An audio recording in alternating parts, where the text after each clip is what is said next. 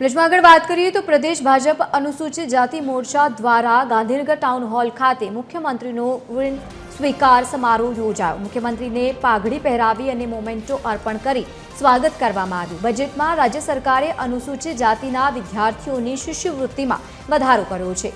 આવક મર્યાદા વધારતા અનુસૂચિત જાતિના વધુ વિદ્યાર્થીઓને હવે લાભ મળશે।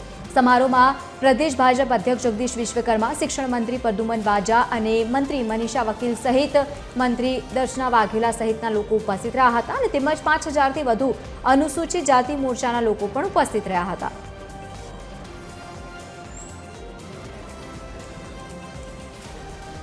अनुसूचित जाति मोर्चा द्वारा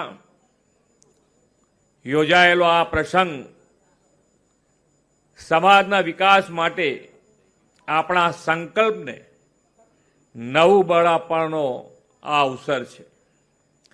અનુસૂચિત જાતિ સમાજના અનેક સંતોએ સદીઓ પહેલા સામાજિક સમરસતાથી સમાજ વિકાસનું ઉદાહરણ પૂરું પાડ્યું છે।